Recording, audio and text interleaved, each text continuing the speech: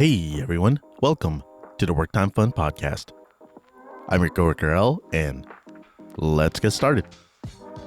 Alright, on this week's episode, we're going to talk about Obi-Wan Kenobi. It's finally out. It's been out. Actually, we got the first 2 episodes that came out last week, and man, what a time to be alive, right? Especially this year.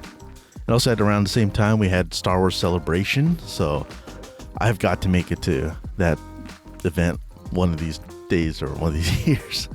I just can't. I saw it online, and it's like every year I see it, it's like, man, I want to go. So I'm going to make it happen. Just like how I make Comic-Con happen every year, which finally it's also happening this year again in 2022. Finally, after 2 years of holding on to my ticket and passing it off to the next year. So if anyone goes there, hey, let's catch up. All right. So if you haven't watched Obi-Wan Kenobi episodes 1 and 2, then turn away now because I'll definitely be talking about it. I'll talk about both episodes, not necessarily in order, but just things from what I remember, things I've seen, and things that I've also looked up based on what was in the episodes. So definitely, here's your warning. Spoilers talks about Obi-Wan Kenobi episodes 1 and 2 now. All right. For the first episode of Obi-Wan Kenobi, it's pretty cool. We're just getting back into the prequel modes, getting back into everything that's happened leading up to the Obi-Wan series.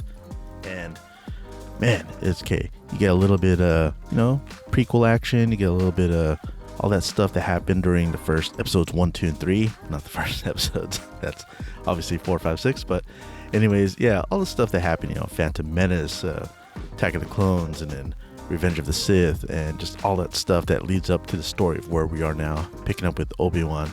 And not even there. The opening scene of the actual episode was pretty cool. It's the, what's it called? It's where all the younglings were training. Actually, it's focusing on a set of younglings just as Order 66 is happening. And you see that they're all training with their master, doing all that kind of moves and stuff. And the door opens, and then boom, these 2 stormtroopers just bust in and start shooting, and then the master has to protect all the kids and take them out, and she's leading them out to safety, and as she's just trying to block all the lights, all the laser blasts and everything, and then she finally gets gunned down as she just gets overwhelmed by the stormtroopers or clone troopers at the time, and you could hear Order 66 repeatedly being yelled out, Order 66, Order 66. Palpatine's voice coming out of those comms. And apparently, I actually, while looking up the younglings, goes, they're escaping. I wonder if there's any relation. There's 5 of them here, Inquisitors. They talk about, second sister, third sister, fifth brother. Like, could any of these be some of the Inquisitors? Because when we lead into episode 2, hint, you find out that many Inquisitors, those guys dressed in black that look like Sith, but not really, they used to be former Jedis or even former Padawans. And apparently one of those Padawans that was in that early scene is actually Reva, when she was training and escaping from Order 66. So apparently she was turned at some point, and there she became an Inquisitor. I don't know why she's third sister, but hey, we'll see. But the other interesting point is, that's, I wonder how, it just shows that they could expand on that so much more. Because like in the video games, I don't know if anyone out there has played the Star Wars game that was really popular past couple years, Jedi Fallen Order. That follows another kind of, I guess, a Padawan, a young Jedi youngling that escaped Order 66 and pretty much, led his life as just a normal dude and not really showing any force powers until he has to. And when he finally does, then that's when he has to kind of run away and kind of meet up with this other band of kind of Jedi rebels or force sensitive rebels. But anyway, this episode, all right, actually, when I think back about all of the, the trailers that they had for Obi-Wan Kenobi series, it was just all just stuff from these first 2 episodes, really. We really didn't get to see anything beyond what was shown in these first 2 episodes in those trailers. But like, The stuff about the Inquisitors, like, oh, the Jedi, they'll hunt themselves. The key to hunting a Jedi is patience. That's me speaking my Grand Inquisitor voice. So when they make it back to Tatooine, and then the Inquisitors land, and they're all interrogating that bar guy or saloon owner or saloon person, and then that's when they draw out the other Jedi that's there, that's been helping around, and then that's the rumors of the Jedi that's been helping out, and they lure him out. He escapes for the meantime, but then, man, it just shows that, okay, there's still Jedi out there. They're still trying to do the right thing.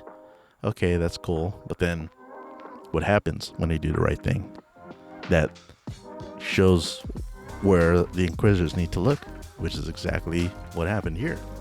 And so later on when, what's that guy? I forgot his name already. It doesn't matter. He died, right? So then when he meets up with Obi-Wan finally, and then Obi-Wan's all like, nah, man, you gotta go. You can't stay here. You're drawing too much attention. And then Obi-Wan's just all like, nah, I'm not part of this anymore. Well, partly is it just because he's protecting Luke? Or is it really just because, he's given up on himself? Because that's kind of where it's kind of been. I mean, from all the interviews with Ewan McGregor, this is Obi-Wan at his lowest point. So everything here on out is just him, I guess, coming back and then remembering who he is and who he has to be. And that he has to, kind of be a Jedi still. I mean, he could be in hiding, but just not completely not be himself anymore. Or not have a Jedi code. Because unlike when you first see Obi-Wan Kenobi, when they pan to his part in the episode, he's, chopping up some meat. I didn't think anything of it. When we first panned, I had to do an actual second viewing of the show, or multiple viewings. And when they're doing that overshot over the sand, and then they zoom into that little camp area where they're cutting up the meat, at first I thought the black stuff on that's like standing upright was like rocks or something. And then when I looked at it again, oh, there's a face, there's an eye. Oh yeah, okay, I see. They're carving up a carcass of some sand creature. Yeah, that's where they got the meat from. Yeah, it just didn't click with me earlier. First time view, just looking, but just you see it like that. But anyways, so when you first see him, okay, you see him do that, and he cuts a little piece of meat and he tucks it away. I thought, oh man, he must be really hungry to steal food for himself. But later on, when he sees that one guy that's in front of him punching out for the day and getting only half the money I guess he was supposed to get, or half the credits, that guy complains, and then the boss man is all, say anything else, and he can leave with nothing. And Obi-Wan's just there, just looking, watching, and doesn't react to anything. That's the not his way or his thing anymore. Doesn't want to expose himself. The boss man's like, hey, you got a problem there? He's like, nope, just moves along. Then you find out that Obi-Wan kept that little piece of meat to feed to his little camel thing, the EOP, I guess what it's called. It's what he uses as transport to go from the city and back to his little cave area that he has hidden. Doesn't have his kind of hut that's in the original movies. He lives in a cave where he just keeps some of his belongings, I guess. And I guess it must be in some kind of close proximity to where the Lars are, Owen Lars and Beru, where Luke is in hiding, or where Luke is staying, with Anakin's half-brother. Yeah, that's another funny thing. Of all places, yeah. But then again, you realize Darth Vader, Anakin, thinks that, Padme died and his kids didn't survive, or his kid or twin. I don't know I forgot if he knew he had twins or not. But obviously Padme passed away, and he didn't know the kid survived. So, yeah. Anyways, we got that little confrontation. You get that situation where, the cool thing I saw, little flyer. I actually heard it from someone else, but that little toy plane jet thing, it's a T-16. It is the one that Obi-Wan gets and leaves for Luke, but then Owen Lars throws it back at him, says, "Hey, stop visiting us. Don't come here. Don't mess with our family." All that kind of stuff. That's actually the same jet or toy jet that Luke plays when he's a little bit older in the original The New Hope, Star Wars Episode 4. So that's a pretty cool Easter egg there. And I thought that line that Owen said to Luke, he's like, "You're just wanting to see if he's showing, if he's." And then Obi-Wan's like, "Yeah, if he shows, then I have to train him as a Jedi." And we all know Owen goes, "Oh, like how you trained his father? Ooh, burn, man, burn." Like how you trained Anakin, because we all know where that came, how that ended up. Okay, anyways. Okay, so you get into a little scuffle there. The Inquisitors start questioning, blah, blah, blah. Anyways, the next interesting part is when we get to them showing a nice, beautiful planet, all these nice structures.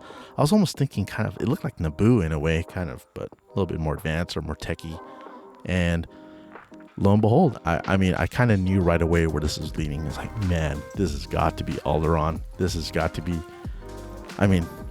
as soon as they started doing the whole, you obviously knew. They're dressing up a little girl. That's Leia. Oh my gosh, they brought Leia into this.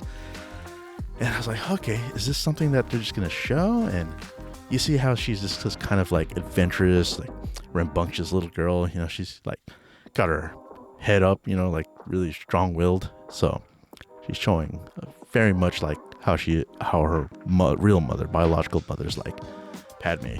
And yeah, this kind of shows, well, it doesn't show, but it kind of leads into the way that, okay, knowing from what we've seen in the trailers, Obi-Wan has to leave the planet Tatooine in order to do something else. At first, we're all thinking that is to lead off the descent of Luke Skywalker from Tatooine. But no, what we find out later on is that, oh man, Leia gets kidnapped and Obi-Wan is asked to save her. So that's where the real conflict begins and where this real conflict is going, even with episode 2. So episode 1 is like, okay, Leia, those mercenary type people kidnap her, not really knowing that she's Leia Skywalker, but just the fact that she's the daughter of Bail Organa, big person there. And because Bail Organa's friendship with Obi-Wan. And so Reva has this desire to just to capture Obi-Wan, because hey, if she could do that, then she can have a big prize from Darth Vader and Emperor Palpatine. It'd be like a huge thing for her favor. So she does that kind of stuff, and then just getting steeping to that level. I don't know if that's steeping for Inquisitor or someone in the dark side. It's kind of funny because the other Inquisitor's like, drop this already. Why would you do that? Why would you kidnap a young girl? Reva's something else. And who knows? She's probably not going to end up surviving the series. I'm guessing. Yeah. You never see her in anything else later on in the future. We all know Grand Inquisitor dies later on in Rebels. So even in episode 2, no spoiler warning if you haven't seen it, he seemingly gets killed off by Reva, but in actuality he isn't, or something's going to change, because in Rebels, which is canon, he is not dead yet. So he does die later on there, but not here. It's still too early. So other interesting facts. What else we got? Reva knows that Anakin is Darth Vader, or Darth Vader is Anakin. That's later on in episode 2, but I just thought I'd throw that out there since I'm already talking about her. So how much does she know? Okay, so luckily she doesn't know that Leia is actually a Skywalker, so goodness there. But then she knows enough about Darth Vader being Anakin and using, all the knowledge that they have to draw Obi-Wan out. So, man, she knows a little bit more. Do all the other Inquisitors know? Probably not. I don't know. Or maybe because the other Inquisitors aren't as obsessive as she is. She's just so obsessive about really capturing Obi-Wan.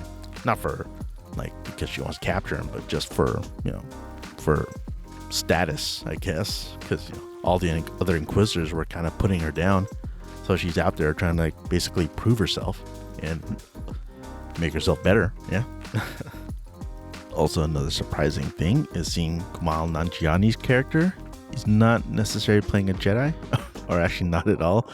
He's playing some kind of scoundrel kind of guy.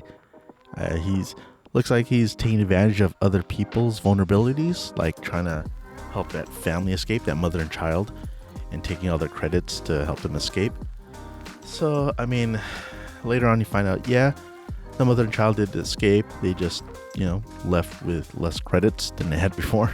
So he's kind of doing a good thing. He's helping, those with force sensitivity, especially kids, younglings, maybe Jedis that are younglings prone to become Jedi, and he's helping them escape. Or he just has, maybe he's kind of like a rebel himself, but, he still needs a coin or credits, whatever form of money it is in this universe. Yeah. So Dayu, and then in Dayu, and Obi-Wan's really trying his best not to use any force powers, not to use his lightsaber, just not to use anything that would put the scent out there that he's a Jedi. Although I kind of find it ridiculous because Reva, when she's hunting him down, is like, send this to all the scum and scoundrels out there to hunt this guy. And then it's like, and then the main guy knows, like, how are they really going to catch a Jedi? And it's like, nah, I don't need to catch a Jedi, I just need to corner him. But anyways, they put his picture up. It's from the time when he was in, what's it called? All the prequels, like Revenge of the Sith time, basically, because it's a clean shaven cut of Obi-Wan. A really nice picture from what you can see. But yeah, I mean, same thing. It's like, it doesn't matter. He could use his abilities, or maybe he doesn't, so that they can't really track him. The Inquisitors won't use, their abilities to track where he is or sense him, I guess. I guess you could put it in that way too. So he's not using his abilities, he's not using his lightsaber, just so he could still throw the scent off. And I mean, it kind of shows, because in that second episode when Reva finally hunts him down, and it's all like, Obi-Wan, your fear betrays you, I can sense you, all that stuff, and then talk about Anakin, and then so she knows he's there, and then Grand Inquisitor shows up. Of course, there's a scene where Reva like stabs him as he's trying to tell her to go away. And it's like, oh, all right. And Obi-Wan uses that, distraction or that moment to escape into that that cargo ship or whatever it is, so that he and Leia could escape to whatever planet that they can get help on, based on what Haja told them earlier, Kumail Nanjiani's character. So that makes us ponder. Okay, episode 3. If y'all don't know, it's going to be out on Wednesdays. So the first 2 episodes came out on Friday, just as a special. 2 episodes is good because you get to see what the story is all about in just these first 2 episodes. I really thought so. It's really great. And then episode 3 going to continue on, and it's going to be on Wednesdays, so it's just coming up in a few days. That's why I didn't make sure I post this episode and talk about it, because man, excited to talk about Star Wars. So much stuff. If you haven't seen all the Star Wars Celebration stuff, you guys should check that out. We got a lot more content. We got Andor live series later on this year, and the other ones, they talked about the Ahsoka series and all those other things. Oh, and another Tales of the Jedi. Tales of the Jedi that's going to be something pretty awesome too. It's an animated series, but it's going to focus on Count Dooku and Ahsoka. So the 2 former Jedi that were cast out are no longer Jedi. So that's going to be a cool series to watch. This is also cool. It's just everything is going to connect in this universe, kind of like how the MCU, Marvel side, has their whole universe connecting with all their movies and shows. Star Wars is going to have its own thing. I think everyone should be excited about that. It's just, man, all these interconnected stories that will just make one cohesive storyline. It's going to be the Star Wars, kind of Avengers kind of thing, but in their own way. I don't know, it's Star Wars Rebellion, Star Wars Rebels, or whatever they're going to call it. But yeah, all based off the Mandalorian that kicks it off. So we've got Jon Favreau to thank for the MCU kicking off with Iron Man. We've got Jon Favreau to thank for kicking off this whole Star Wars universe with The Mandalorian. And man, it's just an exciting time to be alive and to watch all these shows. All right. I'll be sure to watch the next episode, Obi-Wan, see episode 3, as soon as possible, and then post up my reaction and all my thoughts about that episode right after. And also talk about some other things. I figured I'd mention my last episode that I made, podcast episode. I talked about Halo, the season finale, which I thought was episode 8. I was so wrong. It's actually episode 9, Transcendence. And man, that'll be for the next one because heck, I'm already late. That's way past. But anyways, Star Wars, Obi-Wan Kenobi series, it's awesome. You all should watch it if you're not. And if you're not, then why are you listening to my podcast? Because I just talked about and spoiled everything. And yeah, can't wait for the next episode. Early predictions, I'm sure we're going to get more Obi-Wan and Leia in whatever planet or place they're going to escape. And maybe actually see Darth Vader in action or in a suit, since we did get a glimpse of him inside the back of the tank. And oh man, are we ready for that? So that's all I got. So I hope you all enjoyed listening to this podcast. I hope you all enjoyed listening to me. So until next time, have a fantastic day.